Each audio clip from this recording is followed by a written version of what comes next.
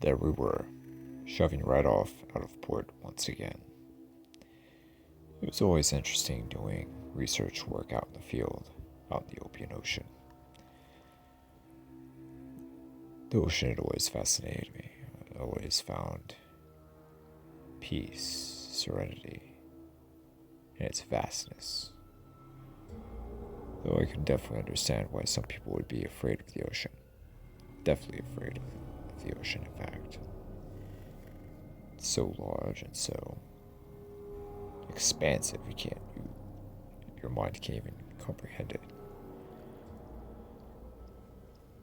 But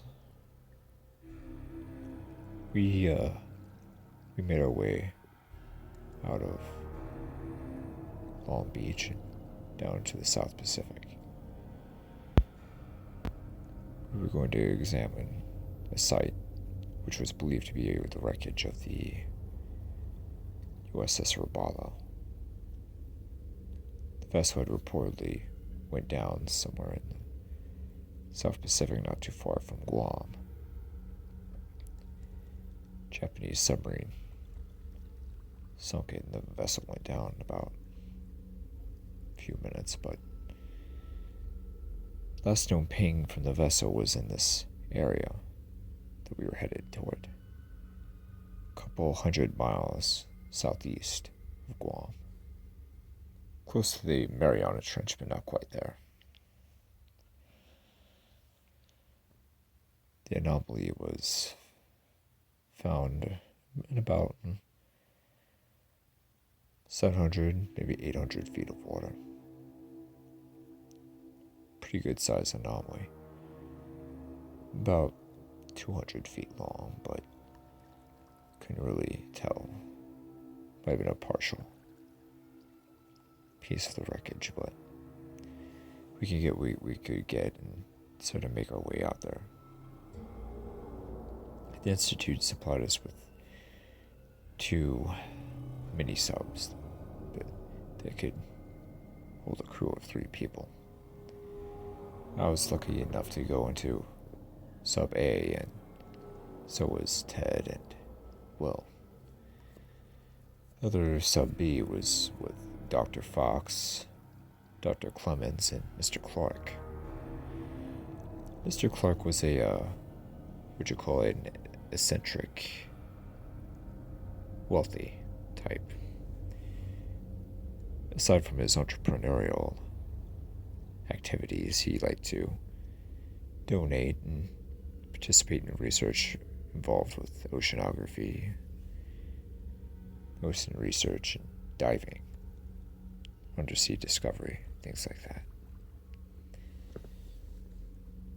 We were in the direct vicinity of the pinging, and I felt rather excited.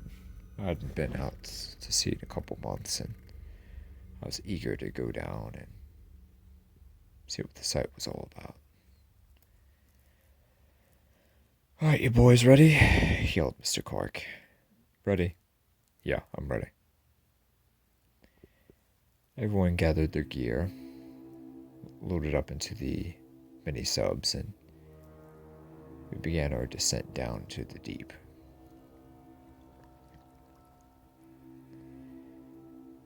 It's a gorgeous blue ocean. Mid-royal to dark blue. It's a gorgeous day out, not a cloud in the sky.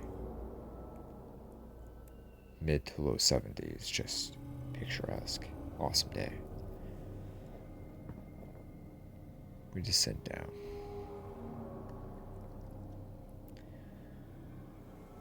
We see several fish swim by. Hell, we even brushed by a nice little 12-foot tiger. Well, not so much, very little, but a good 12-foot tiger shark swings by us.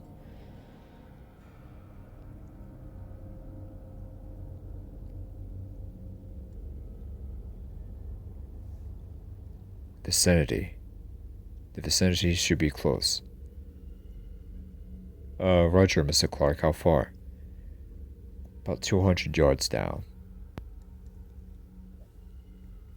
We obliged him. both suds headed down.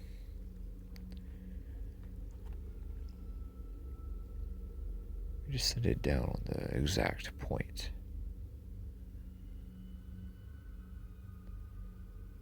And strangely, it came to find out that there was nothing left.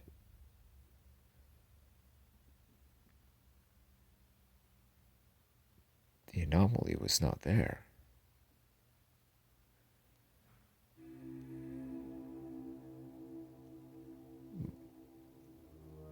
All of us in the mini-sub looked at each other. What's going on? I don't know. It should be here. I'm not sure what's going on. It's a huge object. You could clearly see it from satellite photos. I'm not sure why it's not showing up.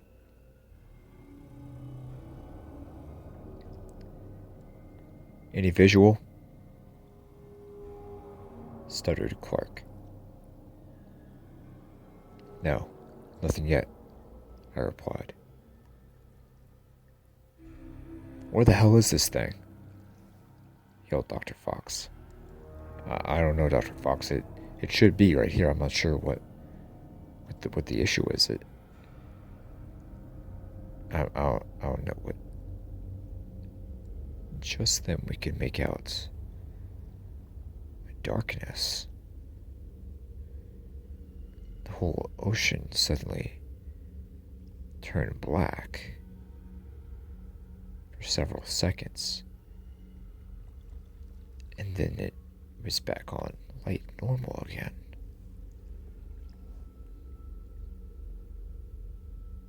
I looked around. I looked at Will and Ted. What the hell is going on? Whispered Ted. I don't know. What the hell was that? Whispered Will. I don't know, Will. I've never seen anything like that before. In all my years of doing research and diving like this, I've never heard of anything like that before. What the hell was that? Yelled Dr. Clemens. I don't know, I answered back through the radio. I'd never seen anything like that before. It happened once more. The whole vicinity of the ocean turned black, blotting out the sun.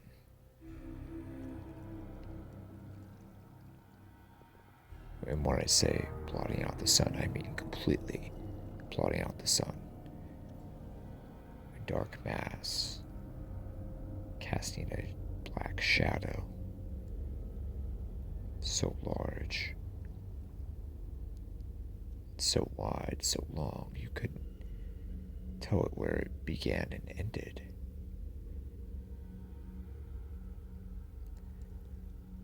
Don't panic,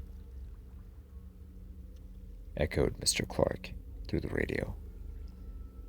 We're not, I replied. Oh, Jesus, what is that? I don't know. Ted, what the hell do you think that thing was? I don't know. My guess is as good as just as any of you guys. I've never heard of anything like that.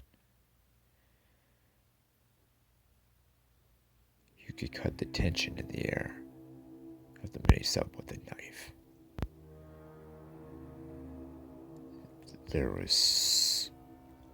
We didn't know what it was.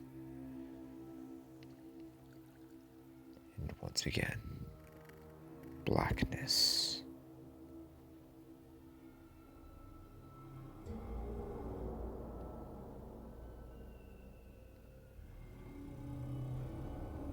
And then I thought I heard a thud that came from our right. Not necessarily something hitting our vessel, but something striking something else near us.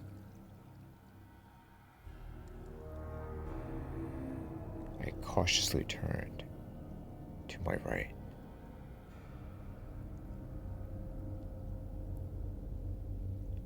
Only to find that Sub B was no longer beside us. It was about 40 yards away, and now it was gone.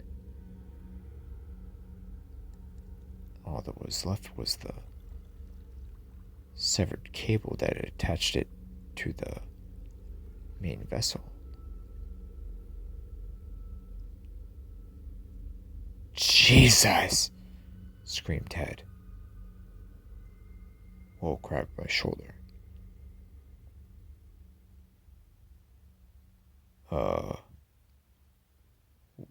What the hell just happened? I don't know. I gotta get on, Jesus. I attempt to call the main vessel. Hello, come in. Captain Smith, come in. This is Eric. In Sub A, come in. Do you read? Come in.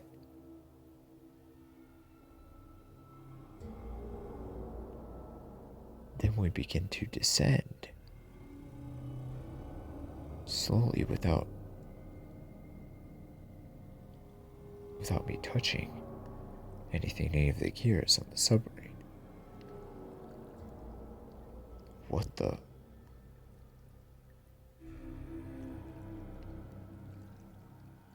Something had severed the connection of our cable to the vessel. Then we begin to see blood flowing through the water.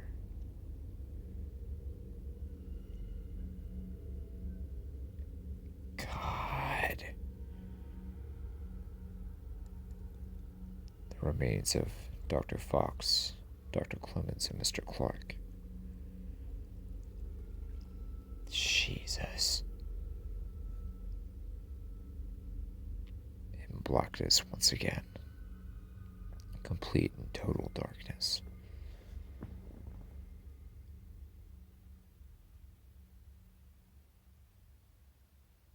We could barely see. In front of our faces, it was that black.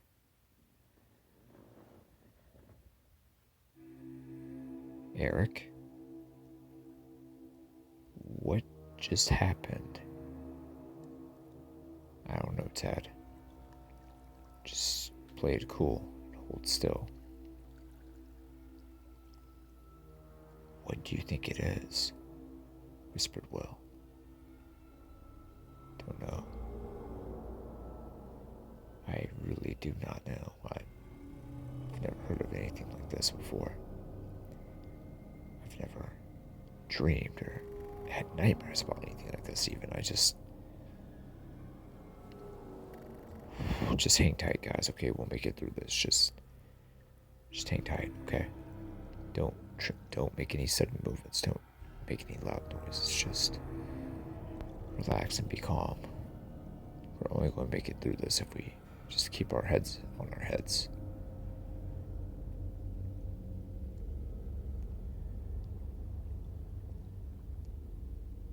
A deep rumble. A deep crooning as some sort of animal calling.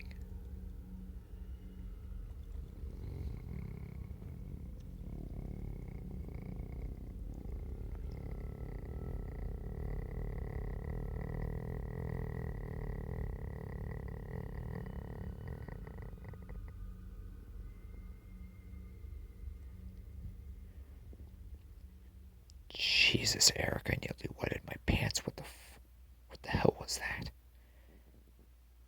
Whispered Ted. I don't know, Ted, God.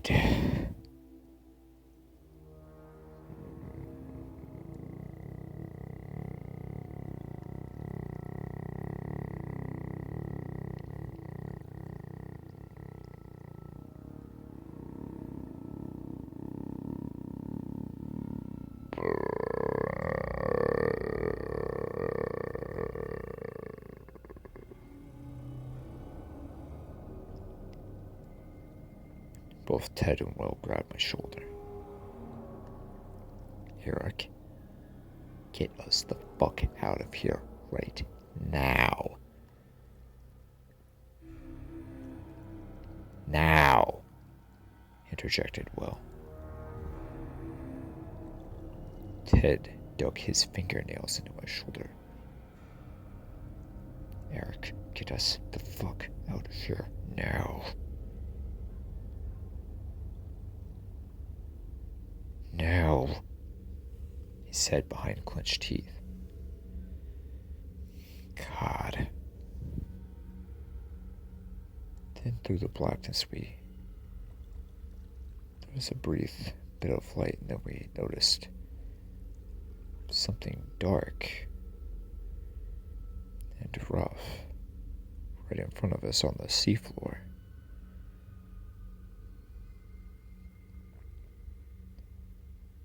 And then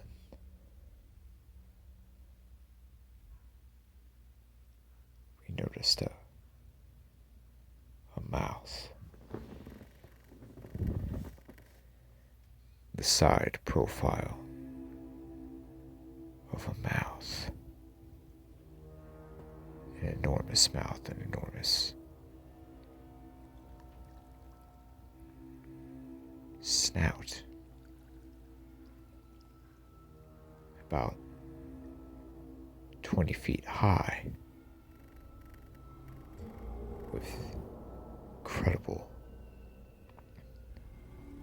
long reptilian teeth that were around 8 feet long apiece.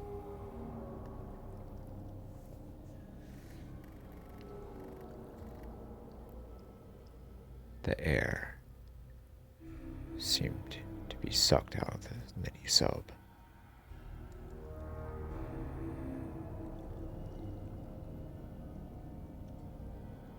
Eric,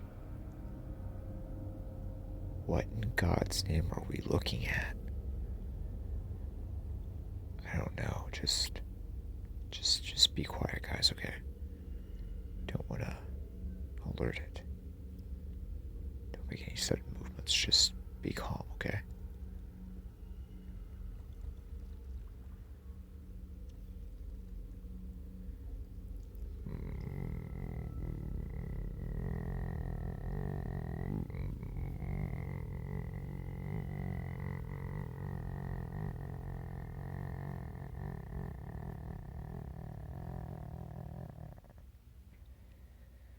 Another deep, piercing croon.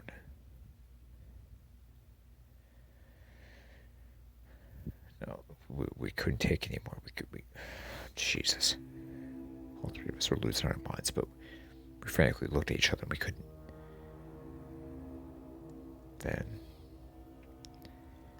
the head began to slowly drift by us.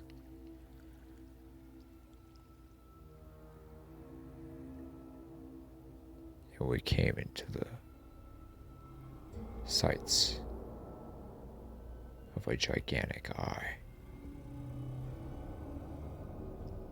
An eye nearly 8 feet wide. No, maybe, yeah, about 8 feet wide.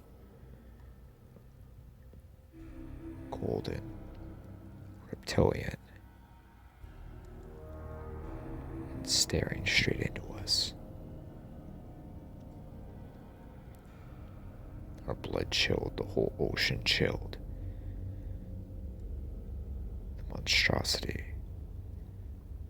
was looking right at us. Eric, do something.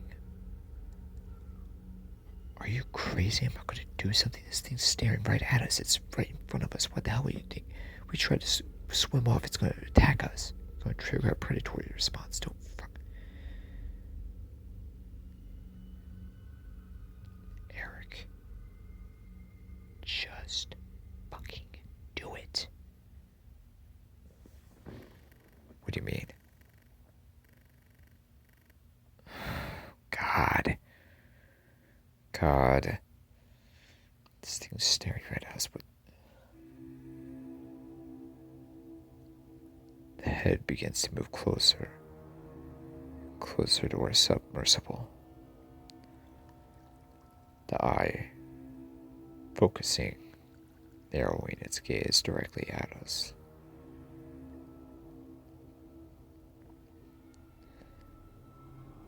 God.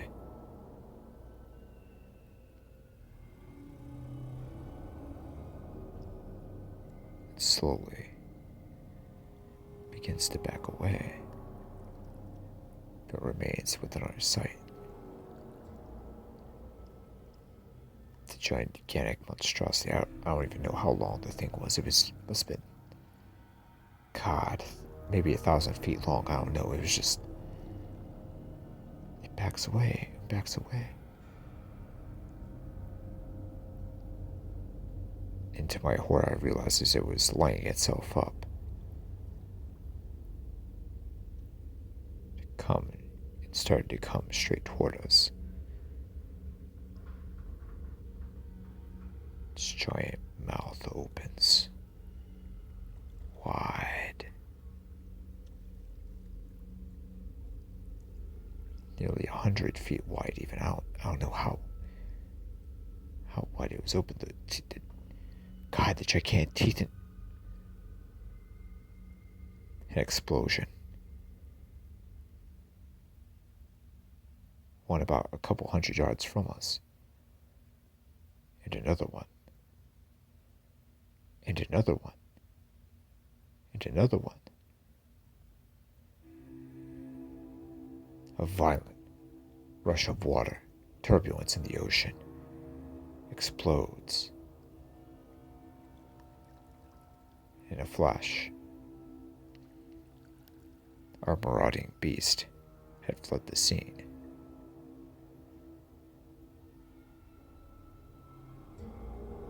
Then there was a couple more explosions. And then peace again. After several moments, we realized that we hadn't been recording on our cameras at the time of our encounter. We wait several moments and we begin to make our way back up, only to discover that a U.S. destroyer had conveniently made its presence in the area, pulled right up next to our main vessel. USS Houlihan made its pleasantries with us and explained the situation and that this was a relatively off-limits site for naval training. We took the hint and made our way back to the mainland. Still to this day, that croon, that call haunts my dreams. Every night I hear it. Every night I dream of it. Dream of the bellow, the eyes, the teeth, the bloodshed.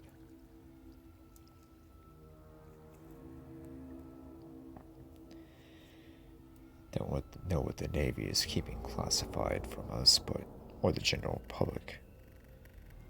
But whatever it is, it's not to be messed with. And it's not to be taken lightly.